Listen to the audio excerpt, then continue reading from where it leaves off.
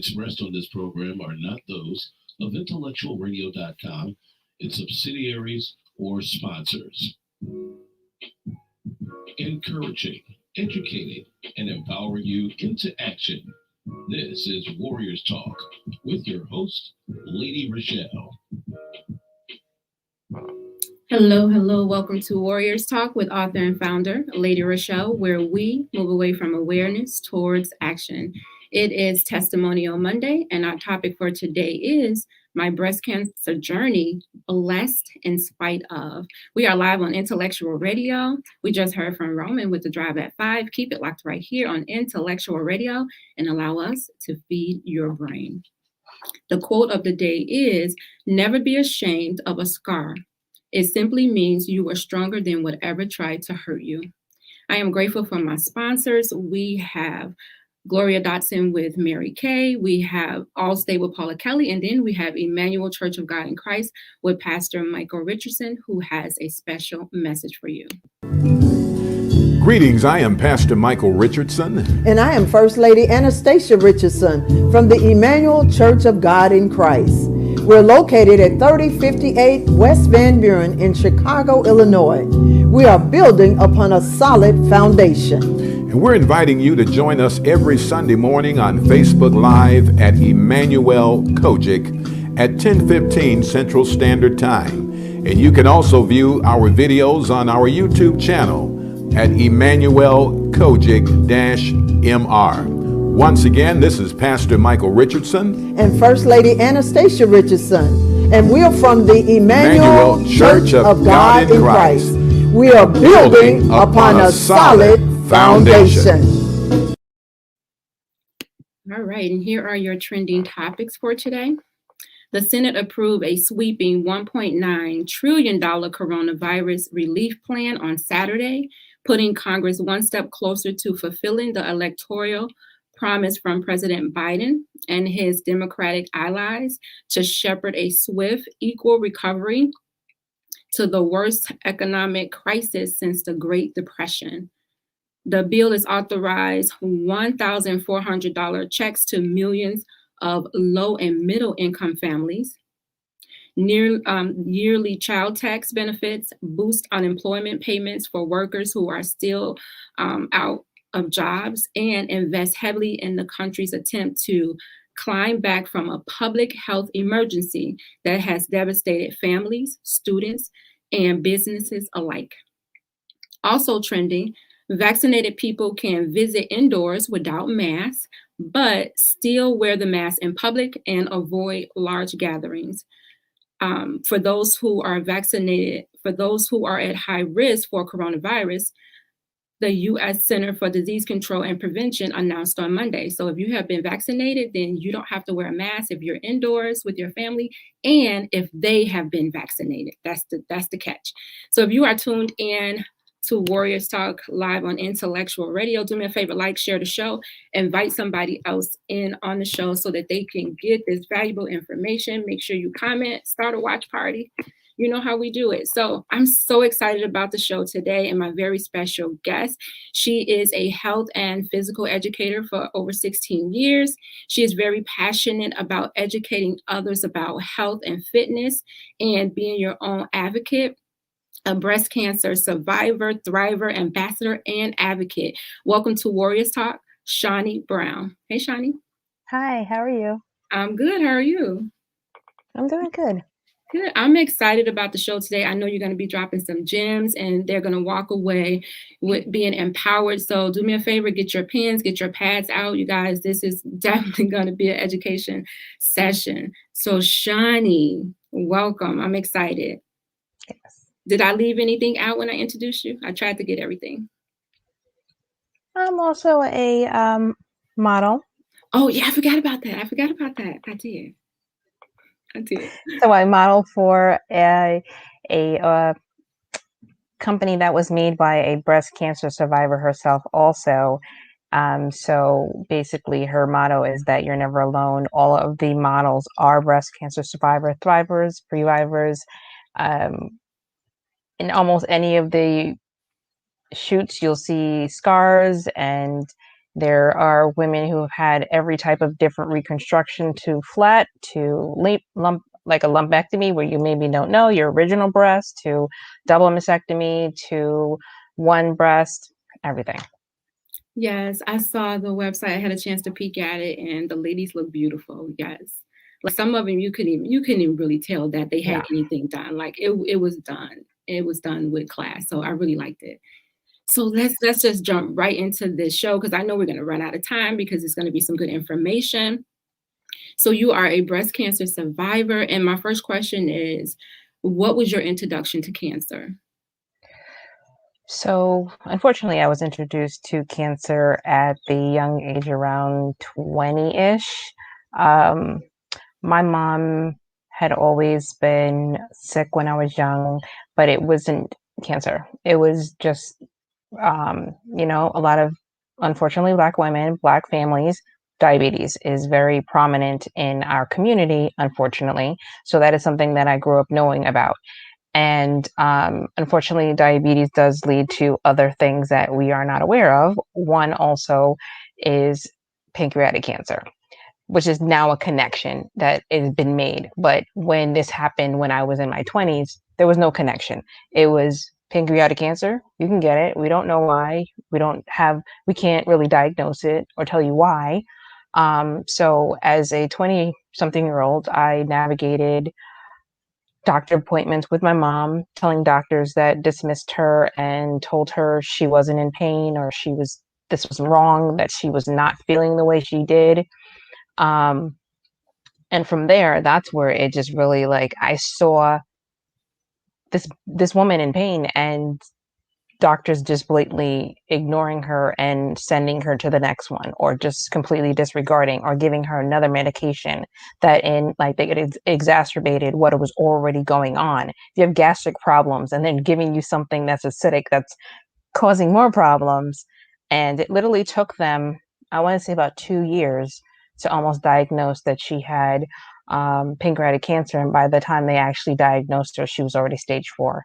And I didn't know what stage 4 meant then. I was still trying. I was at the point of graduating college at the time. So I'm still learning, and thank God I was learning, because I knew enough to say, this isn't right. I don't like what I see. I don't like what I hear. But to doctors, I was still seen as this little kid that didn't understand, and I need to stay in my place. So it wasn't as easy for me to be like, that's not right. You need to do this, or you need to do this.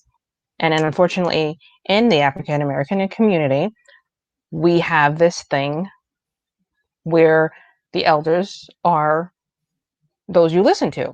So if your parents are saying, mommy's fine, daddy's fine, the doctor says she's fine, you as a kid are supposed to, and that's it. And that's what I had to kind of pull myself back to do. Not completely, because that was never my personality. So I had my little say still in it. So, it was just like, that was my difficult start with it. And from there, I just refused to be that person that would ever be told by a doctor, or anybody, sorry, that something I thought about myself or knew about my body was wrong. You're going to prove me medically that this is wrong. Is that where you really got your start at being an advocate? Absolutely. Because even when I would sit with her at the doctor's, it was, what are you doing? Why are you doing that? Can you explain that to me? What is this for? Why do we need this? And then, that's when I was getting the brunt back from even like my dad, who's, why are you asking all these questions? They know what they do know what they're doing, but I also need to know what they're doing, because this is my mother and I need to find out. And it's just known for people to say, okay, the doctors, they know, they're doing what they're supposed to. But you still, as a doctor, have a responsibility to say, I'm doing this. This is the medication. This is why. This is what it's going to do. This is what it may do. This is what it may not do. And then if it doesn't do this, this is what we're going to do. And we don't always know to ask these questions. Because we look at them as that authority figure. Absolutely. And they're practicing. They're practicing. And a lot of times what they do is when you give them your symptoms, they run and punch it in the computer, and what comes up, and they start giving you medicine to eliminate different things. And this And is cross it probably down. why it took your mom so long to be diagnosed, is because they're trying to figure out, okay, what's going on with her? Right. They really don't know. They're just going off of what you're telling them, and then they're trying to gather information and go through the process of elimination. And it's a good thing that your mom kept going. She kept going. She kept going. She could have been like, the first Absolutely. time, okay, whatever, that's what they said, and that's it. And then just suffered for no reason. And Well, it's she did a important. little bit, 'cause she kinda let them do, 'cause she And just got tired too. you do get tired because you feel like, well, they keep saying there's nothing wrong with me. They don't know what's wrong. And you get tired of they giving you, take this pill and see what happened. Take this pill and see what, go here, go there. So, and that's why it's important to have advocacy, people that can actually speak up for you when you get tired, when you feel like you don't want to do it anymore. Absolutely. So it was, just, don't get me wrong, I obviously didn't know more than a doctor knew, but I knew that you should be able to give me an answer. It may not be a 100%. And at the time, pancreatic cancer it wasn't a black woman's disease. It wasn't a black person's disease. It was an old white man's disease. And it wasn't like she fit the criteria. So it was, why are we looking for this? But if you are really someone who have gone through all of your options and you don't know what's going on, you say, I'm going to send you to somebody else who may have more options, who may think of more things to do. But at the point where we were, because of the way that obviously we have our disparities within the healthcare system, that it was, okay, we've done what we can. There's nothing else. But there was more. And unless you know that there's more or know to say, there has to be more, you get stuck. Because if I wasn't that person, or she wasn't that person, or we were not that family, I don't think I would have had one more full year with my mom. Because they literally told her on that day, you have 3 months to live. And she was like, no, I don't. We're figuring this out. So we made it a whole year round. She did the treatments that they told her. She went through more than one type of surgery. And then it got to the point where she did get tired because the cancer had spread so much. There was nothing else to do but just to keep her from being in so much more pain. And that was probably the hardest part, because it was like, I knew my mom is this fighter, strong Black woman, like still like gentle as, anything. And people always like, but she doesn't look sick. And that's another problem we have. Sick doesn't have a face. Because right now, I have a back injury and I'm smiling because I'm still here right now. Like I'm propped up and but that's what we have to stop saying, because you look okay, you're fine. It's not. I know plenty of women that are battling cancer that are rocking it and you would never know, lip gloss, face to the T, and still doing it. Hair done, nails done, everything did. And you're doing that and going to chemo, put the mask on, doing a little IG dance every other day, and you would just be like, that's what you have to do. You have to keep on moving, because if you stop, you letting this win, and you're not living your life anymore. I totally agree. How important is it to see women that look like you when you're going through? Wow. So when I was diagnosed in 2015, I felt like the loneliest lion out there. I looked around and I saw not one woman of color, not even one woman that was my age. Now, how old were you again? And how old am I now? When you Or were was it then? When I was diagnosed, I was 35. Oh, so you were young. Okay. Yes. And I looked around, support groups, they were women that were in their 60s. They're telling me, oh, baby, don't worry. And I'm like, I'm not your baby. Like, we're not that far. Like, I might have a baby-er face, but, and it was difficult also because I just wanted to be honest. I wanted to see another Black woman. I wanted to see somebody my age. I wanted to feel like, and And I didn't get that. Now it's more prevalent and I'm happy to see it. That's why I'm also part of the group for the rest of us. And they made it like I don't even have words for the fact that I can see women that look like me, have scars like me, who have been through what I've been through. You lose your hair. Is it coming back my kinky curly? Is it going to come back the way I want it to look? Can I find a wig that is not bone straight or synthetic and looks like a white woman's wig, unfortunately, that does not match what I looked like? And when I look in the mirror, I want to see me still, you know? Can I find makeup that's going to match my skin after I'm going or while I'm going through chemo? Because your skin is going to change colors and then you're going to, you know, it's distorted and I had trouble and then I just gave up on the makeup because I said, let me just throw on some like mascara, try to pop my eyes out or something to like, you know, look like I'm here. I had plenty of people who were like, don't wear that wig. You look cute with your bald head. I had a nice little head, so I was okay. But it took me a long time because to me, the bald head, the no hair was sick Shoni. And I didn't just see that as Shoni. And that was the hard thing to do. Like, you don't say to yourself when you lose your hair that this is me, you know? And it's difficult because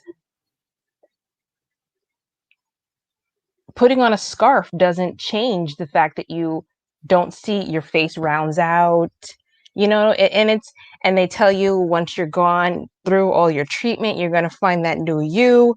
There's no such thing as the new you. It's a revamped you. It's the you that was already in there that you had to dig out and find because she was already there, but she was hidden behind the other things that probably cancer was festering in. And now, like, you came out and it's like, here she is. That's what that is. Because I said to my doctors, what is this new you? Where am I finding her? And I'm like, have you been through cancer to tell me how to find this new me? Because you keep saying it, but I don't understand. Is it like, am I going to open the door and she's there? And I had to search. And I had to ask people, how do you find this person? Did you find her? Did you look for her? What did you do? And it's really literally me sitting within myself to say, oh, it's really me. I just have to fall in love with who I was already.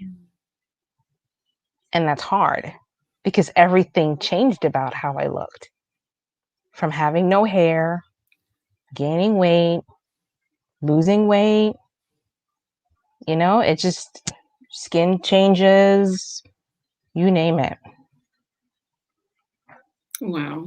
You just broke down a lot of how we talk about that new norm, and people they try to search for that, not realizing that it's there all along. You just got to know how to pull it out. So I appreciate that because I know exactly how that feels.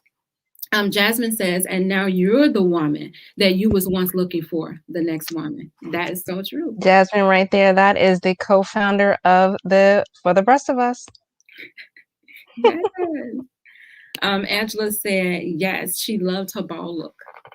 Yes. You know, you have to embrace it. It's like you have to really just embrace who you are in that moment because you can't do anything about it until you get past that phase. So you have to deal with it. You have to live through it. Some people can, some people absolutely they don't. So the quicker, and you do it in your own time, but as soon as you arrive at that, then you can push through because you're not so concerned with, oh, how I look on the outside. When I go outside and people see me with this bald head, they're gonna ask, do I have cancer? I remember being at the airport and I saw a girl with a bald head. First thing come to my mind, oh, she got cancer. Like, how long? I'm nosy. You know, how long you've been diagnosed with cancer? And she was like, oh, I have alopecia. I was like, oh, yep. I'm so sorry. You know, me being nosy, you know, because I associate that with cancer, that bald head. But, you know, that wasn't the case with her. But that's what we think. When you see somebody with a bald head, you're thinking cancer. They look, you know, that sickly look. And so, you know, a lot of people try to hide it. You know, they do that scarf, they do the wigs and the makeup to try to, you know, have a sense of normalcy of how I looked before. Right. When I was bald, a lot of people didn't think that I did it, that I was sick.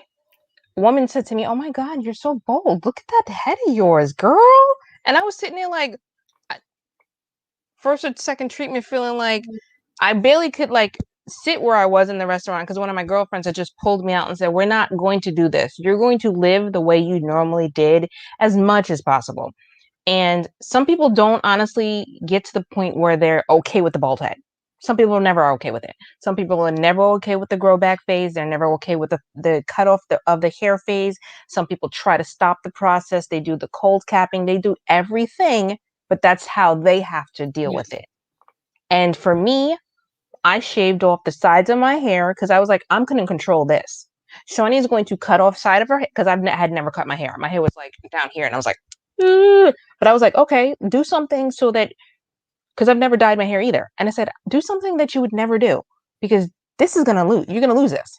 And I already knew it was coming all out. It wasn't going to be this halfway. No, I just had a feeling it was going to I was bald literally on my birthday. That's how it happened. That's how my chemo fell out. And I was just like, okay, shave the sides, pink mohawk, rocked it for whatever time frame. And then on my birthday, I went like this. Okay, time to shave. And I was done. Called one of my friends. He was like, I'm not doing it. I'm like, I want you to shave it because I can't physically see it. And he's thinking I'm going to be mad because you shaved. No, it's going to come out. Just shave it off for me so I don't look crazy, and I'm good to go. And I was fine with it. There were some days after I was like, oh my God, look at my face. I can't do this. Then I got a wig and I said, okay, now I look a little more like myself. And then some days I'm like, it's too hot for this.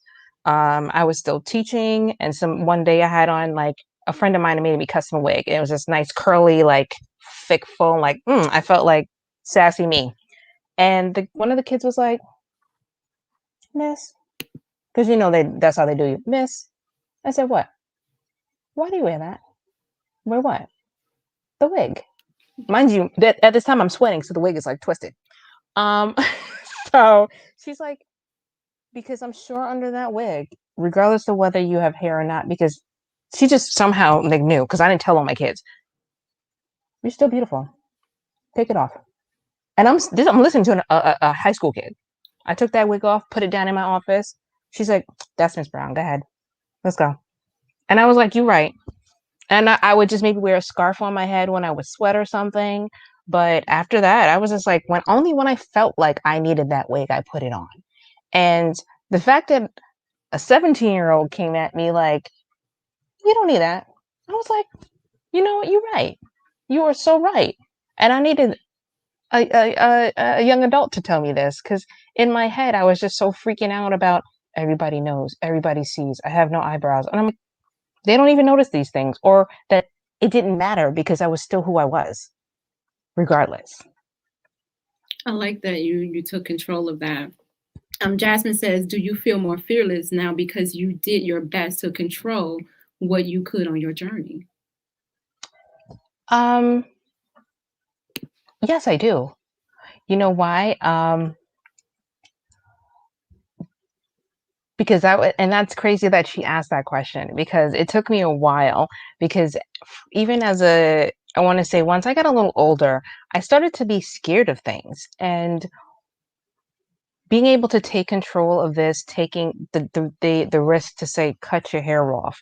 And, you know, I didn't get to completely decide how my reconstruction went right away, because I didn't know my options. That's another problem that we would talk about, but I didn't know my options at first until I met other women. And then I heard of my options, and then I went back in to my doctor and I was like, "Excuse me, how about we do this?" He was like, "You sure?" I said, "We didn't get this option put on the plate the first time, so how about we do it now?" And from there, you can't tell me nothing. Your girl has, after probably, I think I've had like 10 surgeries by now. And even my physical therapist was like, just because I do have lymphedema, like, because they did take the lymph nodes out of my left armpit and my right also. So I have extension problems. I went rock climbing in the Adirondack Mountains for 7 days. And I wasn't the only one with lymphedema and like range of motion issues. You can't tell me anything. That's how I feel now. I'm this bad woman that unless God tell me you better stop it, and he physically says, Shoni, stop it, Shoni's keeping going. On to the next thing. Oh, I want to do this. Here we go. Only thing that's stopping right now is COVID. I like Other than that, I like how you're still taking control of your life, and you're not allowing a diagnosis to paralyze you and have you walking on eggshells, as you continue your life. So a lot of us can take notes. We can, take notes from that and just I push had a through our moment. life. I had my moment though. I had my really deep, dark moment, and I want to be 100%. It was scary. I didn't like it. I didn't like where I was. I didn't like how I felt. It was this out of body, because I'm a health and fitness person. I couldn't walk at one point, barely stand up. And for me, going from jogging 4 miles a day to using a walker humbled me to like no extent and crushed me at the same time. And when I tell you, build myself back from that lowest point that I got, I literally felt like I was digging out of a grave, or like, how you dig in and then the quicksand just keeps piling as you keep digging and keep trying and keep pulling. And it felt like no matter what I did, the dirt just kept falling on me. And I was like, okay, I'm going to stop. This is just where it's going to be. It's going to be like this. I'm going to be like that. And then I actually started finding more women. I found other women that felt like this. And I said, if they feel like this, maybe tomorrow I won't feel like that. Or I have to tell myself tomorrow is a better day. Today might have been crappy. It might have been full of doctor's appointments. I might have been in pain, chronic, because I suffer from chronic pain, which you wouldn't know, because I'm still going to keep moving, because that's what keeps my heart moving and me feeling alive. But I really was low.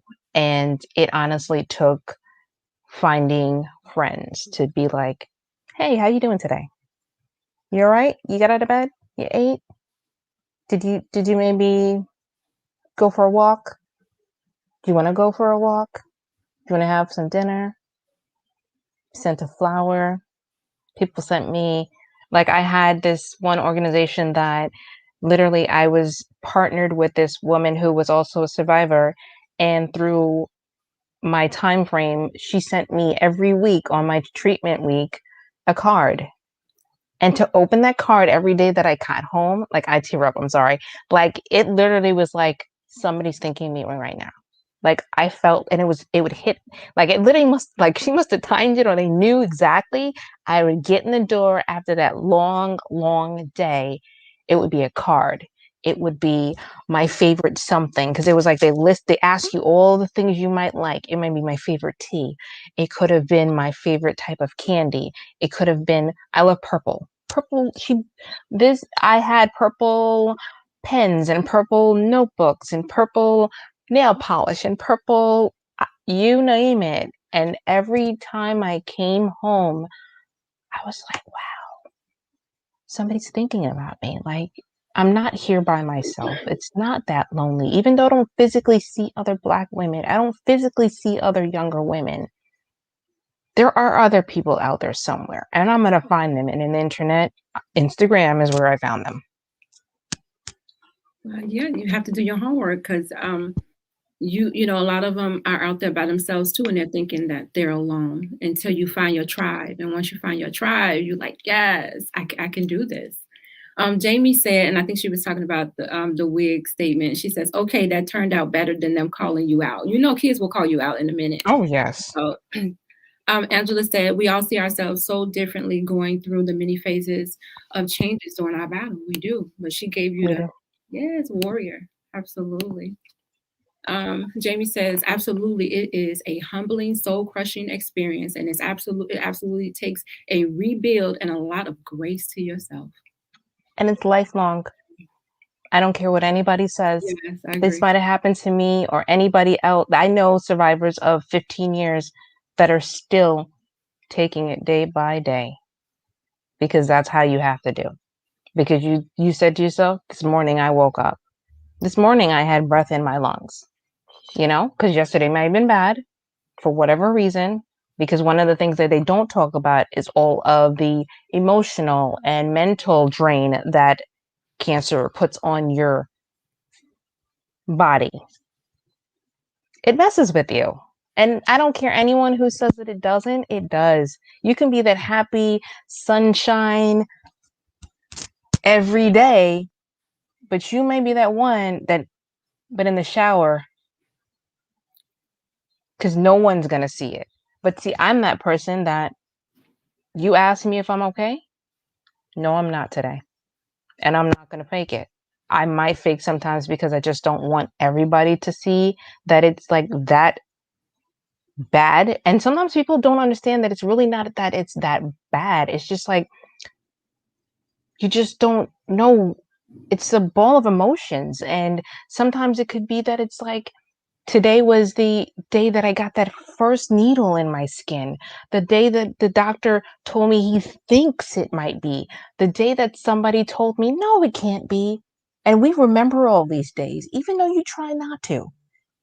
One of my survivor friends, she's going through it right now because her 3 year of her being diagnosed hit, I think yesterday or today, and it's still eating at her because she you don't realize the day comes in until it comes in, and you feel this inside, and it's like, well, where did that feeling come from? Like all those, like it's just like remembering a child's memory. You could do something that triggers it, and you don't even know what it was.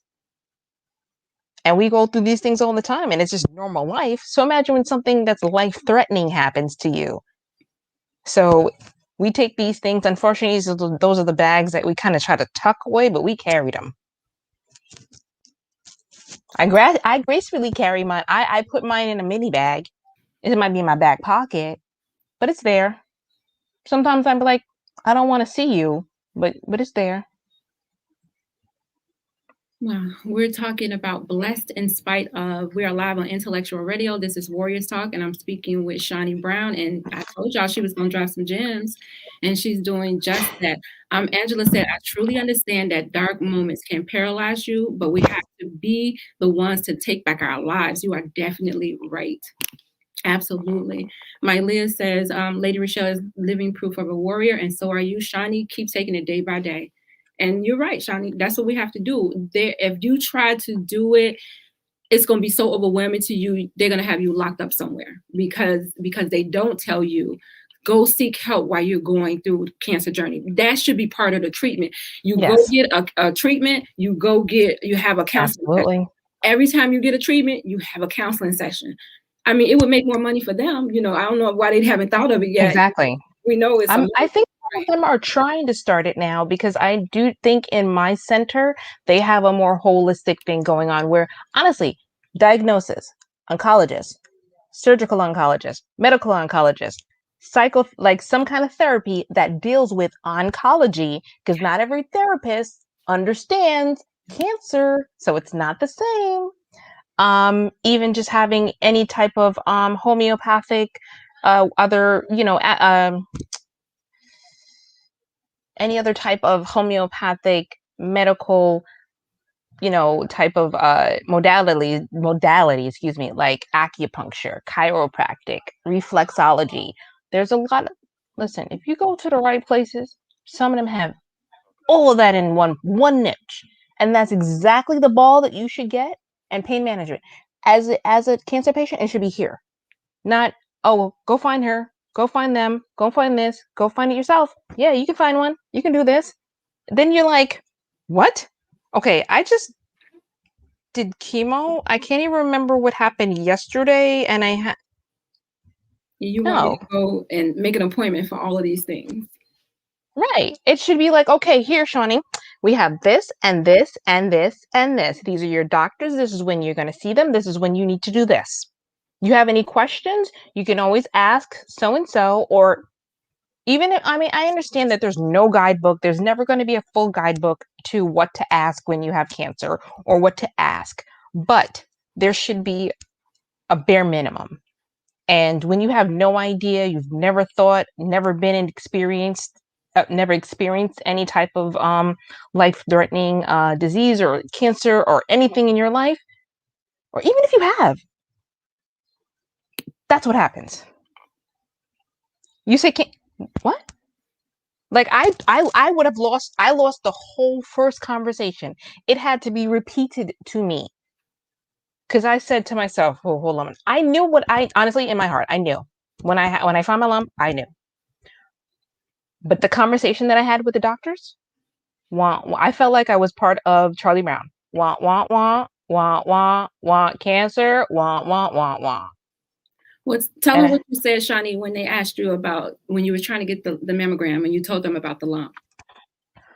So I had to schedule it before. My insurance was in the middle.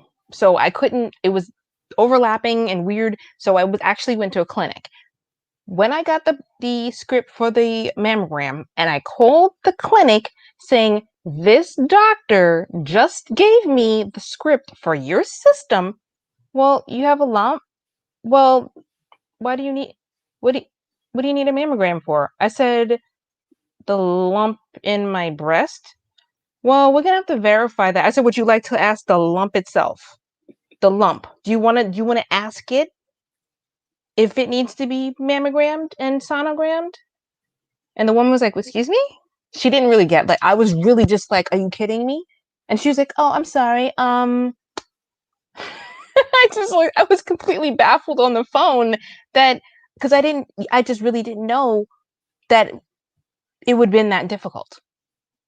You have the paper and it's literally electronic.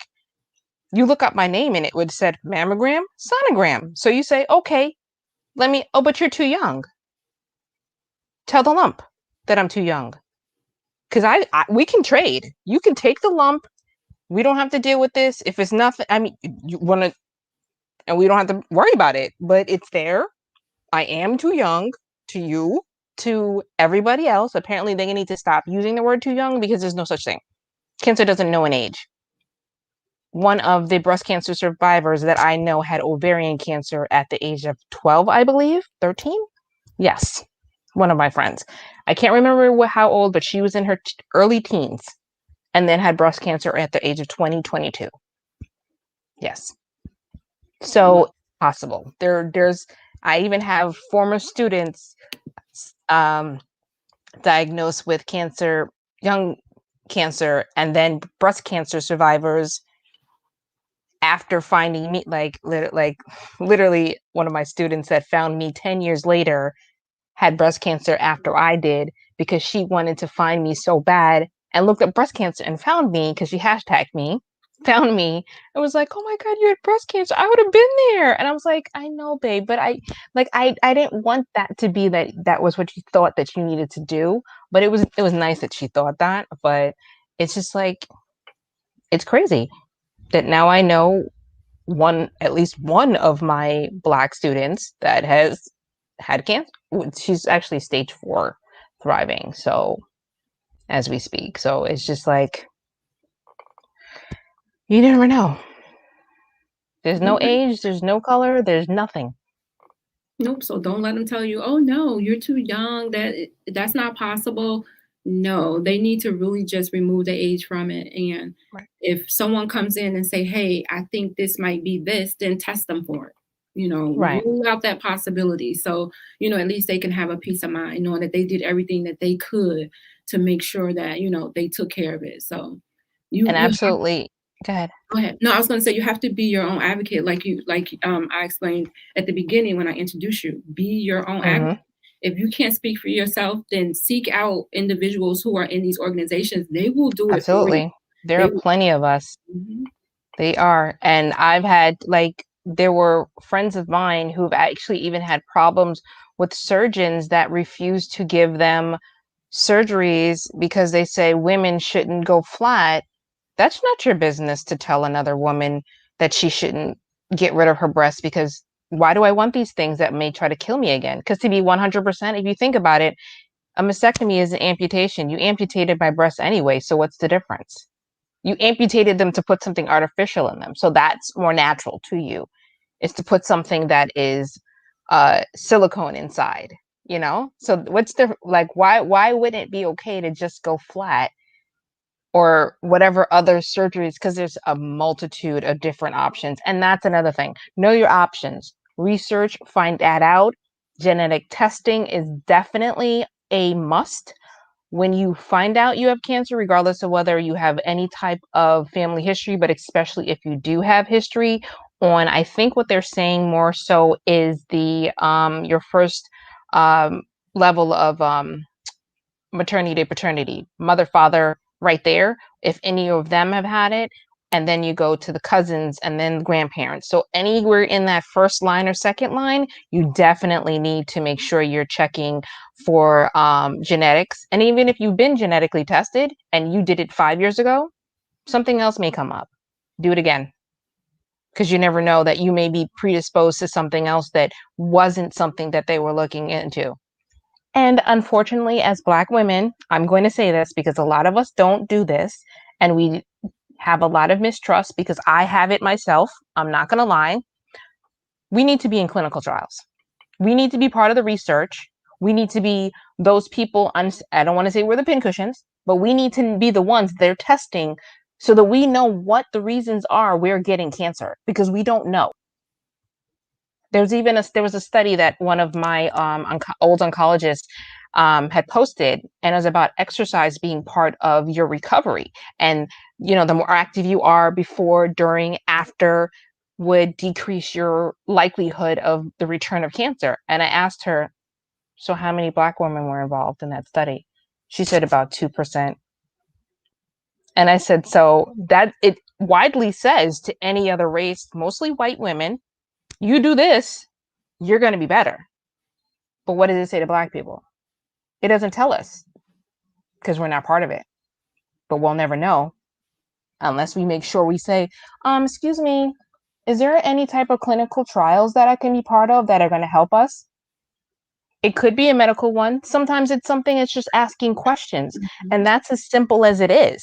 It could be just knowing your history. And we don't always know our history, because sometimes it's like, oh, grandma was sick. Sick with what? That's the worst thing. But, you know, it happens. It really just does. It's miscommunication that happens. Not every family is like, well, grandma had this and auntie had this and da-da-da-da. It just doesn't happen. But knowing for yourself as an adult, my brother may have had this. My sister has this. My aunt had this. And we're old enough, and we're in a technology age where you should know more things. And you should research them. If you don't understand, find out. That's why we have Google, unfortunately, but don't Google everything. Use more of the medical websites to look them up, and don't go down the rabbit hole searching up symptoms and stuff. That's not what I'm talking about. I'm talking about knowledge more based, not just like the stuff that's going to make you go, oh my God, do I have this? I have this. But we do that anyway. You think, like, when COVID happened, I swear everybody probably Googled, like, oh my God, my nose is running. I have COVID. My eyes are hurting. I have COVID. I have a headache. Yeah. So we just have to, like, know where our boundaries are. Listen, there are a lot more Black professionals that are coming out, that are medical, that are talking on Instagram, they're talking on Facebook, they're talking on Twitter, to make sure that our community knows there are voices out there that are giving you proper knowledge. And so we have to make sure that we're open to it, like you said. Absolutely. About the clinical trials. When they're making this medicine and they're testing them, it's not going to work on us because it hasn't been tested on people that look like us. And so We're wondering why the medicine is not working for us, because we haven't been tested. So Don't be afraid. You can ask your doctor about clinical trials, or you can look it up on the internet for yourself. And again, she said, everything is not, oh, you're sticking a needle in your arm. No, that's not everything when it comes to clinical trials. So don't be afraid to, be that example for someone else who maybe come behind you as it relates to cancer and them trying to figure out what medicine works best. Because sometimes a clinical trial is where you live, what age you are, maybe if like you're it could be that you're male, female, because men, I'm gonna talk to my men out there. I'm sorry, I forgot about you. I know men with breast cancer. Don't be afraid to feel it on your chest. Have your woman feel on your chest, your man feel, whoever you are with. Do it yourself in your shower, because it is real. 100% right now. And it hurts me to say it, like it's like an uncle to me, and he's kind of a little bit, he's smart, but just mental health wise, it's like, I don't have cancer. You do.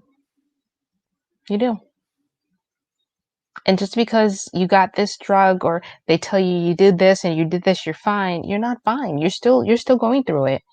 And you need to listen. I had to tell him, and I said to him when I found out, I said, I know what's going on. You don't have to talk to me. You don't have to tell me what's going on. You don't have to tell me your treatment, what they're doing, who's doing what, whatever. Just listen. And if you have questions, ask. If you need me to come with you, even though it's COVID, I will be that phone call outside the doctor's office if I need to be, to tell him or ask whoever it is, what are you doing and why? So you can get the explanation that you need. Because too many times we just say, okay. And he literally told me he had 2 lumps in his chest that he felt. They've gotten smaller because they've done scans to see, and they've removed it just recently. So he's basically had a mastectomy as a man. And men don't want to acknowledge that that's something that can happen, And it's sad, because just because you don't have mammary glands, you still produce estrogen just like women. We're just a different level of it. So it's possible. We're made up of the same things. We're just made of different components of it. So everything that happens to one can happen to the next. And we have to make sure we tell our Black men, check yourself. And if it's not your breast, it could be your everything. Know your body. This is why I'm such my education is like, when I teach health and the kids always like, this is what they look at me like. I'm like, no. Do you know what your boobies feel like? And I would, mostly when it's like I can separate the kids, I don't do it in front of the boys, but I will ask them, do you know what your chest feel like?